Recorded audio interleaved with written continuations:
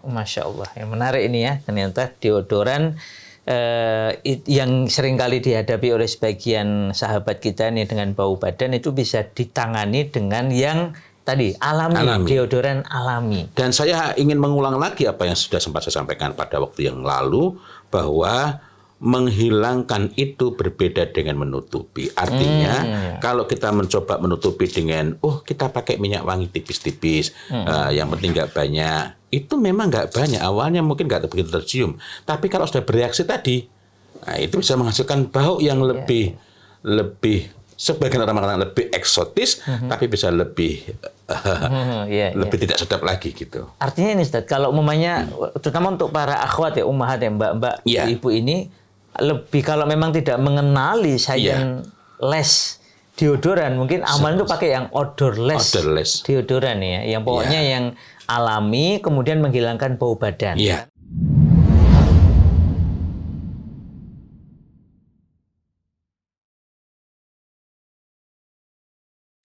Assalamualaikum warahmatullahi wabarakatuh. Waalaikumsalam warahmatullahi wabarakatuh. Innal hamdalillah nahmaduhu wa nasta'inuhu wa nastaghfiruh wa na'udzu billahi min syururi anfusina wa min sayyiati a'malina.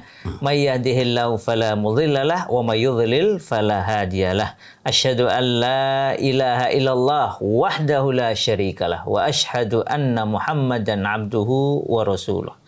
La nabiyya wala rasulah ba'dah. Alhamdulillah, pada pertemuan kali ini kita melanjutkan membahas ini Ustadz, deodoran. Kayaknya kok belum memuaskan ini. Allah, karena ini pertanyaan sekian pihak dan kemudian kalau kemarin ya kesebut beberapa hal kok masih menimbulkan sejumlah pertanyaan gitu.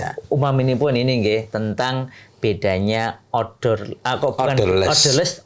ya dan dengan scentless. Maupun apakah selain tawas di sekitar kita itu ada tidak ya deodoran lain yang juga fungsinya bisa sebagus tawas atau malah lebih bagus ya? Masya Allah, banyak sekali. Nah, misalnya yang scentless. Karena itu nanti kita perlu jelaskan dulu mengenai scentless itu. Sekaligus memang kita menggunakan istilah berbahasa Inggris ya. Membedakan, dan itu karena itu begini. Kadang-kadang orang mengatakan bahwa deodoran itu dibagi menjadi dua. Kemarin kan saya menyampaikan dibagi menjadi tiga. Ada tiga nggak kemarin? Tetapi saya lebih condong menyebut dibagi menjadi tiga, yakni odorless dan scentless. Odorless, scentless. Selain yang scented tadi ya. Scented tadi. Odorless itu nggak ada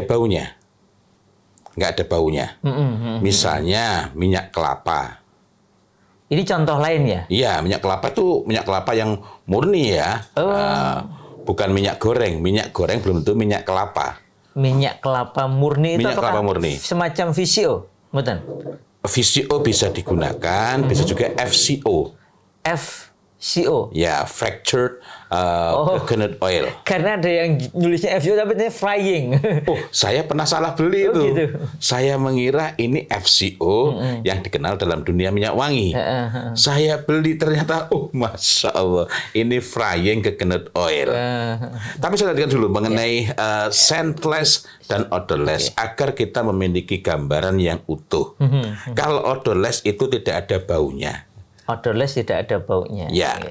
Bisa memang secara alami nggak ada baunya, bisa karena adanya proses-proses tertentu, refinasi misalnya. Sehingga pada FCO tadi, ini kan sebenarnya ada baunya, minyak goreng itu. Walaupun baunya itu tidak mencukupi untuk dikatakan memiliki bau. Tetapi kalau menjaganya kurang baik, maka bisa berakibat baunya menjadi, misalnya orang menyebutnya tengi. Ini soal penjagaan. Yang itu nanti bisa macam-macam perlakuannya agar baunya tidak berubah dan lain-lain. Tapi ini bukan fokus kita. Mudah-mudahan lain waktu kita bisa bicara lebih khusus sehingga kita bisa mencari bahan-bahan yang mudah, bikin sendiri, tergantung kebutuhan kita. Mau yang scentless ataukah odorless. Scentless sesuai dengan istilahnya artinya itu deodoran yang tidak diberi tambahan harum-haruman. Maksudnya tidak diberi tambahan ada dua kemungkinan. Memang dia itu nggak ada baunya, semisal tawas, boleh dikatakan nggak ada baunya, atau yang kedua, ada baunya harum. Seperti kemarin tuh sandal Ya, wood itu. cendana atau lavender. Lavender. Oh, oke. Lavender itu nanti lavender dicampur dengan mawar yang alami itu bisa, atau dicampur lagi dengan Itu yang bisa lain. jadi deodoran, Ustaz? Bisa menjadi deodoran. Sekaligus minyak wangi ya kalau itu ya. Iya.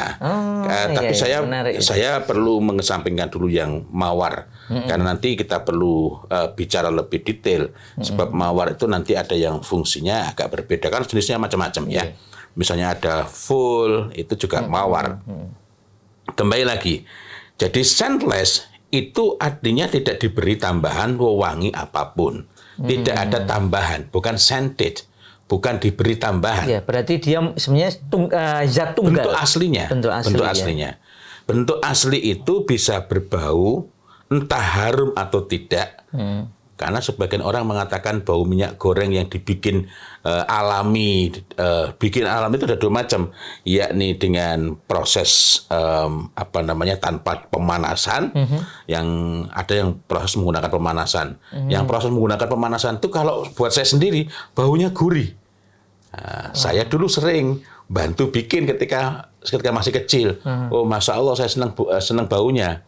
Dipakai untuk minyak rambut sebenarnya sangat baik. Cuma baunya jadi bayangkan makanan gitu ya.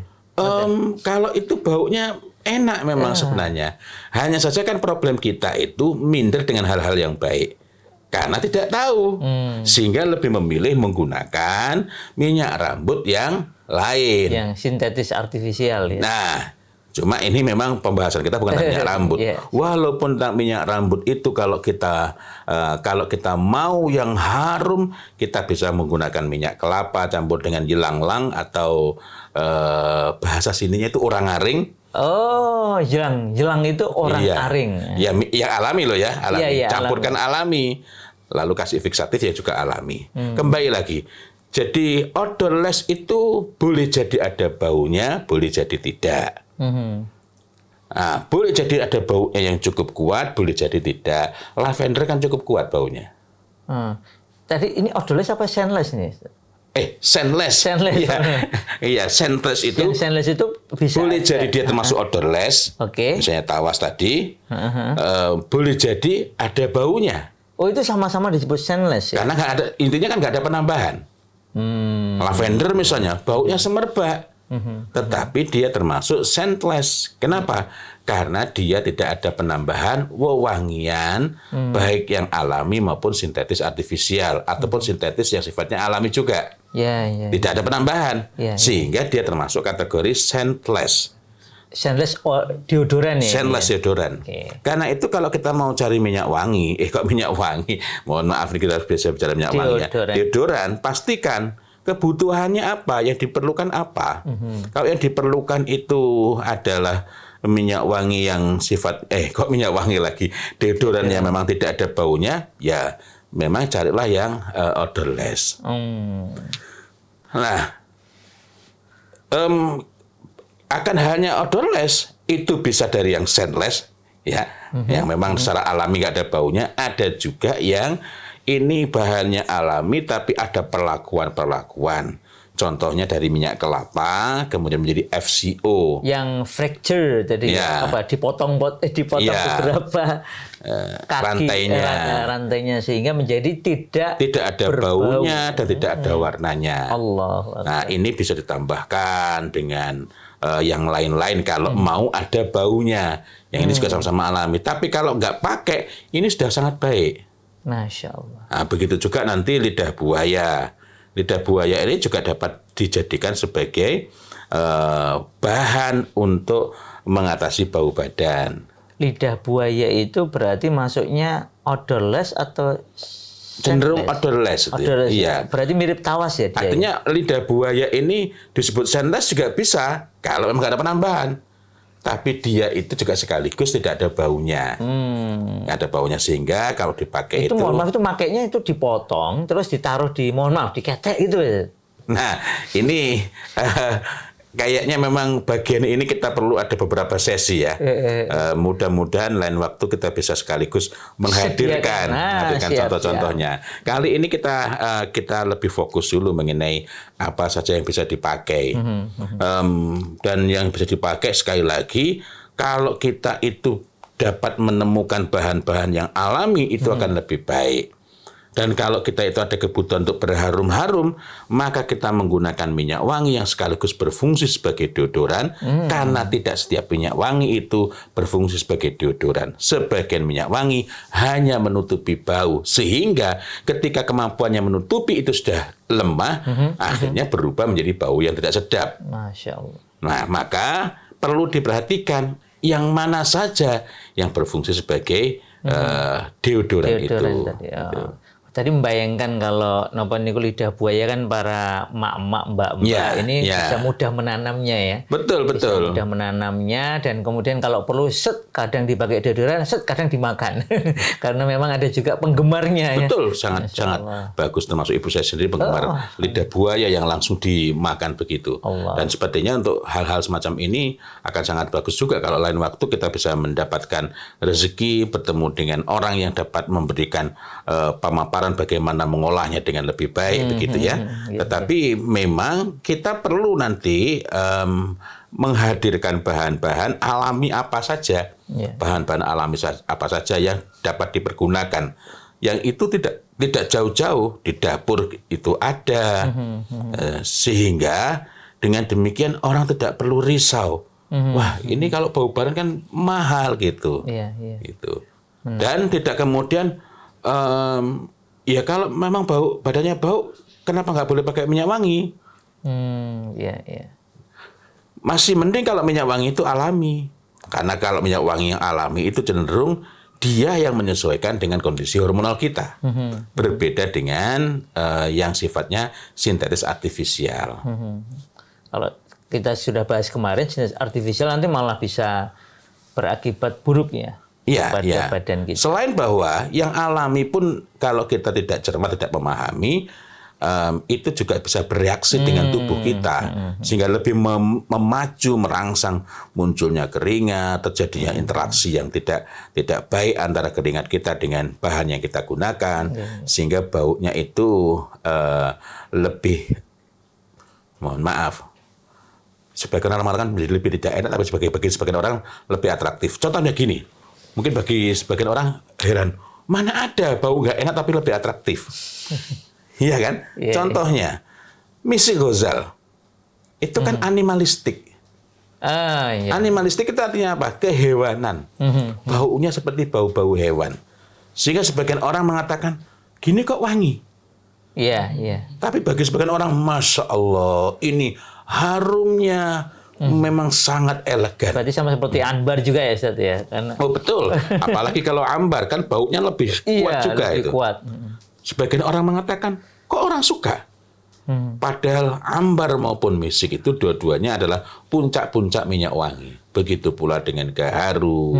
Tapi fokus di sini tadi berkenaan dengan bau yang hewani. Yang kita ini juga memilikinya. Juga memilikinya. Walaupun bukan hewan ya. Artinya aspek berkeringat itu ada sehingga dan menghasilkan bau tertentu. Bau tertentu. Artinya kalau kemudian perempuan memakai yang bagi sebagian orang tambah bau, tapi itu bisa bermakna semakin membahayakan dari sisi yang lain karena lebih mengundang hasad dari orang-orang yang dilewati. Masya Allah, yang menarik ini ya, ternyata deodoran yang seringkali dihadapi oleh sebagian sahabat kita nih dengan bau badan itu bisa ditangani dengan yang tadi alami. Deodoran alami. Dan saya ingin mengulang lagi apa yang sudah sempat saya sampaikan pada waktu yang lalu bahwa menghilangkan itu berbeda dengan menutupi. Artinya kalau kita mencoba menutupi dengan kita pakai minyak wangi tipis-tipis, yang penting nggak banyak, itu memang nggak banyak. Awalnya mungkin nggak begitu tercium, tapi kalau sudah bereaksi tadi, itu bisa menghasilkan bau yang lebih sebagian orang mengatakan lebih eksotis, tapi bisa lebih tidak sedap lagi gitu. Artinya ini Ustaz, kalau umumnya terutama untuk para akhwat ya, ummahat ya, mbak-mbak, ibu ini lebih kalau memang tidak mengenali sajian less deodoran, mungkin aman itu pakai yang odorless. Odorless. Deodoran ya, yang pokoknya yang alami kemudian menghilangkan bau badan. Ya. Karena setelah itu barulah bisa memakai yang Tibun Nisa, ngoten nggih. Betul, Itu betul. lebih aman sepertinya ya. Dan satu lagi, pakai itu terutama sehabis mandi, tubuh kita bersih. Habis mandi. Masya Allah. Pakai, mohon maaf. Maksudnya pakai odorlessnya juga, Iya. juga sehabis mandi? Jadi- oh begitu. Maksudnya, tadi saya bayangkan ada orang bau badan, keringat terus langsung dia nyoba. Udah coba sini, odorless deodorannya taruh, namanya di ketiak atau apa. Iya. Tetap anjurannya mandi dulu. Lebih baik, jadi sifatnya mencegah. Dan kemudian ketika muncul itu memang lebih terantisipasi. Sama halnya orang itu ketika dia menjaga kesehatan, itu jauh lebih baik dibanding sudah sakit baru. Nah, seperti itu juga. Ya. Masya Allah, demikian, semoga informasi ini bermanfaat. Semoga kita bisa menangani masalah bau badan dengan cara yang telah ditetapkan oleh Allah Ta'ala, memanfaatkan apa yang Allah Ta'ala ciptakan, mengikuti teladan Rasulullah Sallallahu Alaihi Wasallam maupun orang-orang soleh terdahulu. Semoga bermanfaat. Assalamualaikum warahmatullahi wabarakatuh. Waalaikumsalam warahmatullahi wabarakatuh.